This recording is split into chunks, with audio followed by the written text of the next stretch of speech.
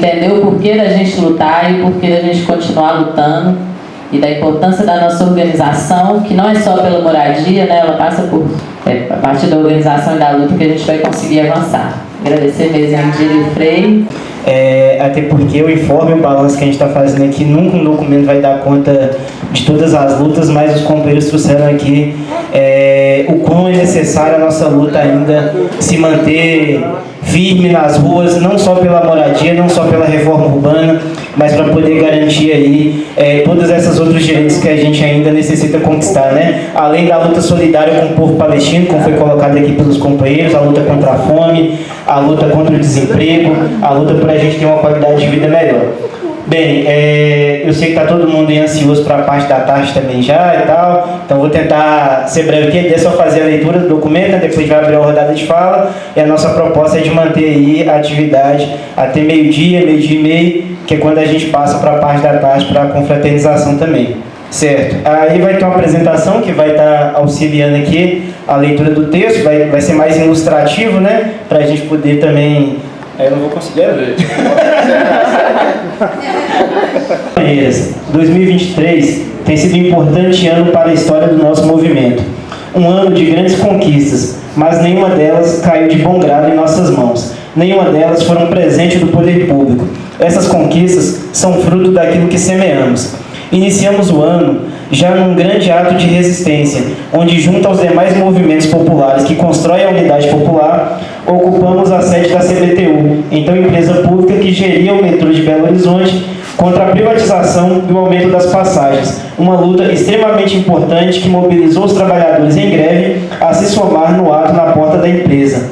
No mesmo período, também fizemos uma importante luta contra a revisão do plano diretor, um verdadeiro golpe na democracia popular. O plano diretor de Belo Horizonte foi construído a várias mãos por movimentos, associações, professores, universidades e a sociedade civil. O fruto dessa participação foi um plano diretor extremamente avançado, que propôs soluções para os problemas enfrentados pela população mais pobre, como mais recursos para a moradia popular e um fundo para a construção de novos centros urbanos mais equipados nas regiões periféricas da cidade.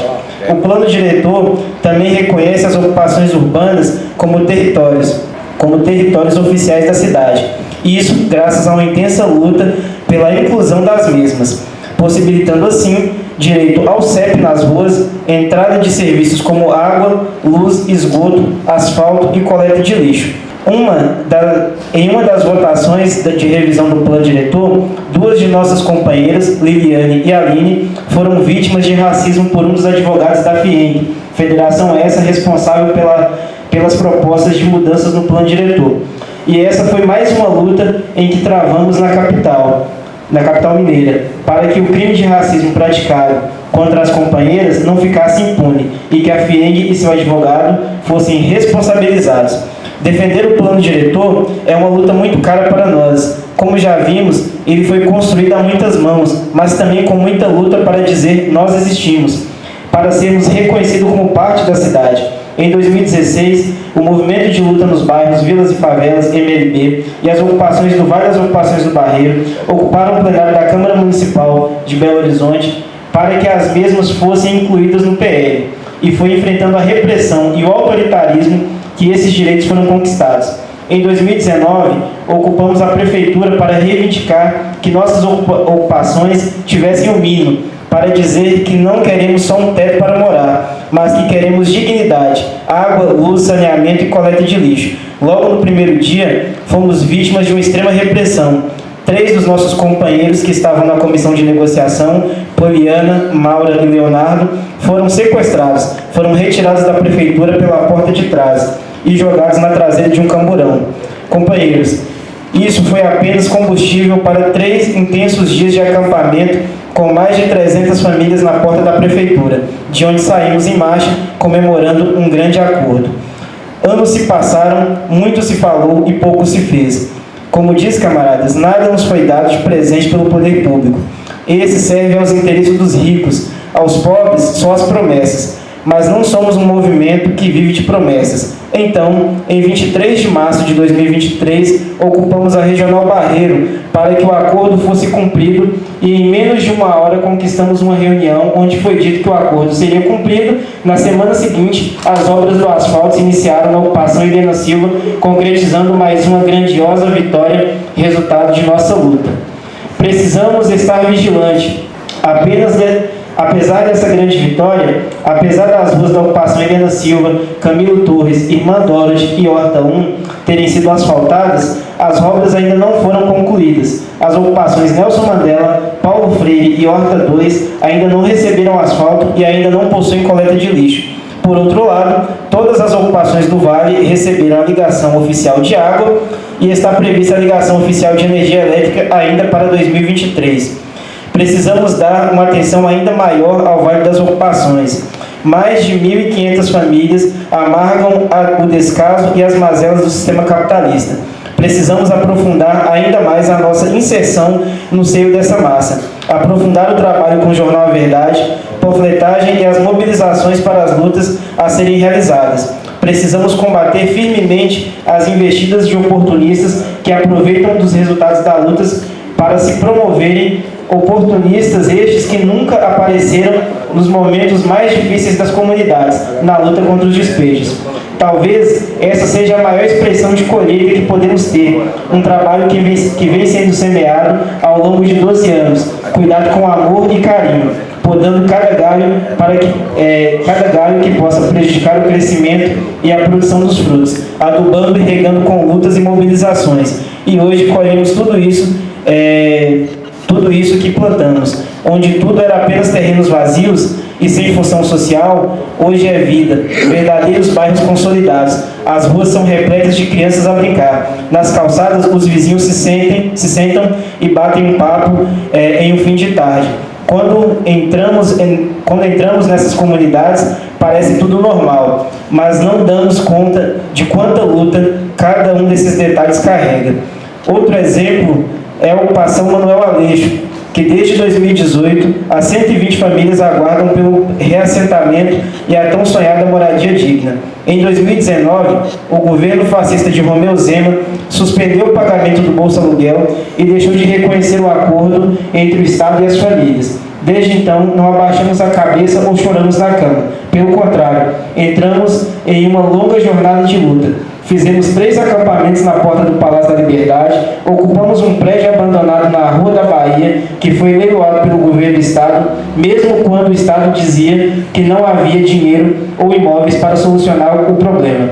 Toda essa luta não seria em vão. As lutas sempre geram resultados. E em julho desse ano, após um novo acampamento de 2 dias, derrotamos a intransigência do governo Zema e finalmente conquistamos o terreno para o reassentamento das famílias e o encaminhamento do projeto para o Minha Casa Minha Vida, para a construção de 240 moradias no município de Sabará. Que maravilha! Essa luta é pra valer! MLB! Essa luta é pra valer! Vamos lá! Com luta, com garra, a casa sai na marra! Com luta, com garra, a casa sai na marra! Isso aí. Outra grande luta a ser celebrada é a realização da ocupação Maria do Arraial, um grande exemplo de ousadia e coragem. Isso aí, um grande exemplo de ousadia e coragem, lembrando que foi feita de um lado tá a prefeitura, do outro lado o batalhão da polícia. Então isso é uma grande vitória para o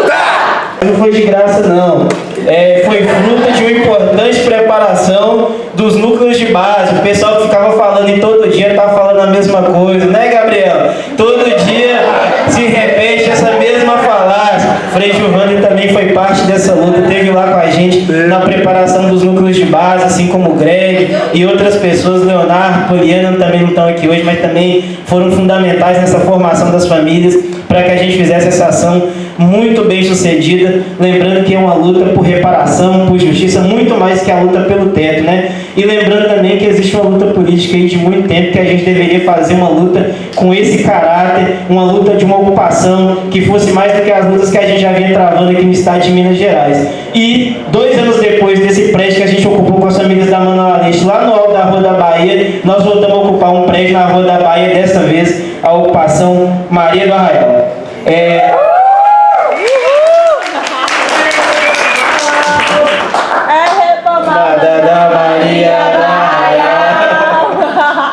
É isso aí. A luta da ocupação da Maria do Arraial é uma luta não só pelo teto e pela dignidade, é uma luta por memória e reparação. Traz à tona a verdadeira história de Belo Horizonte, a cidade que foi construída apagando a memória de um povo. Para Belo Horizonte ser construída, primeiro famílias foram expulsas de suas terras, uma delas a companheira Maria do Arraial, que morava onde hoje fica a Praça da Liberdade. Por muitos anos ela foi chamada pejorativamente de Maria Papuda, e as lendas contam que seu fantasma assombrou os governadores que moravam no Palácio da Liberdade. Pois bem, companheiros e companheiras, o fantasma de Dona Maria segue mais vivo do que nunca, e nós do MLB precisamos garantir que os negros e pobres retornem para a área central da cidade, garantindo não só a moradia, mas o pleno direito à cidade, no lugar de onde os negros e os pobres nunca deveriam ter saído. Fruto de uma luta política acertada e combativa, nosso movimento realizou mais de 30 ocupações desde o início da pandemia. Com máscaras e devidos cuidados, nossa militância se manteve nas ruas, realizando uma gigantesca campanha de solidariedade e denúncia da fome em nosso país, além da luta antifascista e pela derrubada do corrupto Bolsonaro em defesa da democracia. Toda essa luta gerou um crescimento, não só em números, mas principalmente um crescimento em nossa expressão política e nossa influência na sociedade. Mas nosso caminho está só no início. Temos muito ainda a trilhar. Precisamos que cada sem-teto deste país conheça o MLB, que cada burguês trema de medo ao ouvir nosso nome. Precisamos que cada trabalhador e trabalhadora reconheçam no socialismo a solução para suas vidas. Para isso, companheiros e companheiras, precisamos realizar um trabalho cada dia melhor e mais organizado. Precisamos dar uma importância central à nossa política de contribuição ao movimento, pois sem recursos nenhuma dessas lutas seriam possíveis. Sem a contribuição ideológica das famílias, este instrumento de luta não consegue cumprir seu papel. Para alcançarmos a sociedade socialista, é preciso primeiro ganharmos a consciência do nosso povo, mostrar que a luta é o único caminho possível. Para isso, precisamos nos somar nas brigadas do Jornal Verdade e as coordenações precisam realizar estudos e debates com o jornal. Trabalharmos para que cada ocupação se comprometa com a cota do jornal e que cada luta seja semeada em nossas comunidades. Outro importante instrumento é o nosso partido. A Unidade Popular tem nos proporcionado chegar onde nunca havíamos sequer pensado antes. Nesse sentido, precisamos fazer uma grande campanha de filiação e ter núcleos da Unidade Popular em todos os lugares onde houver trabalho do MLB. Precisamos também organizar núcleo de mulheres, jovens e trabalhadores nas ocupações, para que possamos cada vez mais desenvolver as lutas além da moradia. Precisamos cuidar dos brotos que se desenvolvem, mas que já geram frutos. Precisamos celebrar e cuidar do nosso GT de Cultura, que desde que foi fundado cumpre uma importante tarefa de articulação com espaços culturais da cidade e também com artistas, blocos de carnaval e ONGs que apoiam essa iniciativa.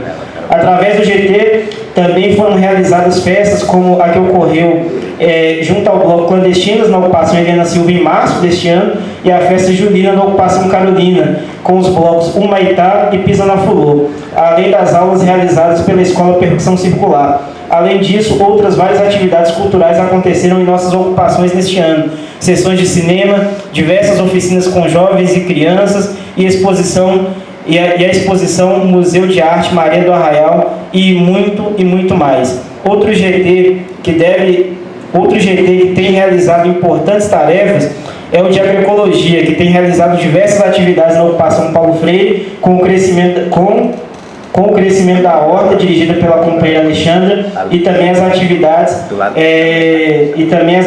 de reforma do container, junto com as crianças da ocupação Paulo Freire, com diversas oficinas para criar a biblioteca comunitária da ocupação. Saudar também o GT de Comunicação, que foi fundamental na cobertura e divulgação de atividades e lutas ao longo deste ano. E por último, saudar o núcleo de base.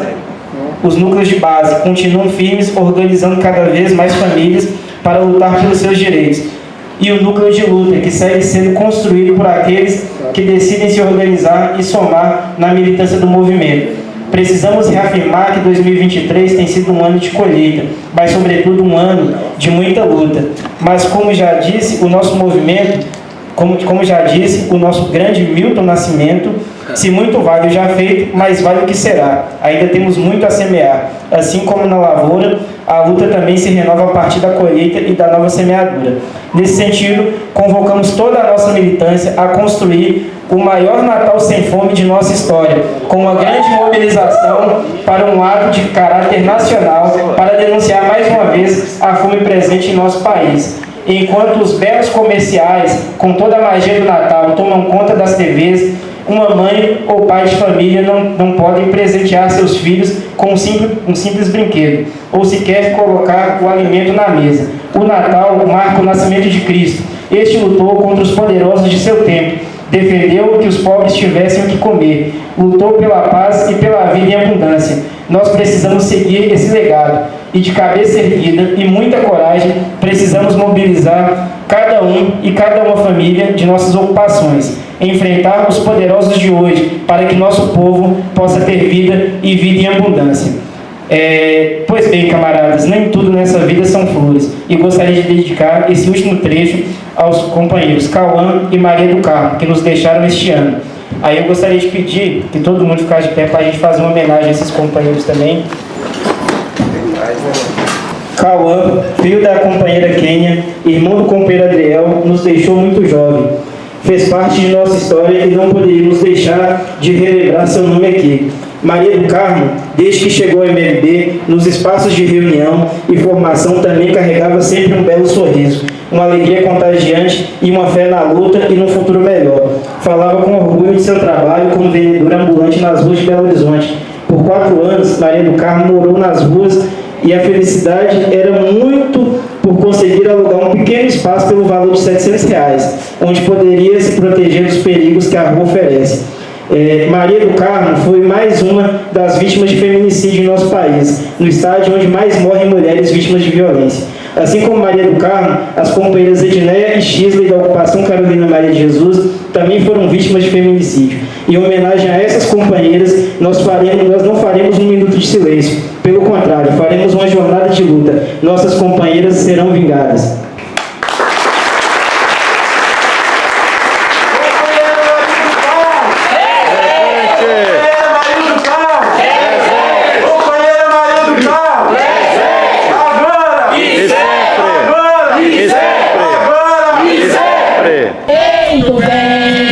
Nosso direito vem, se não tem nossos direitos, o Brasil para também. Confia em Cristo Rei, que nasceu lá em Belém e morreu crucificado porque nos queria bem.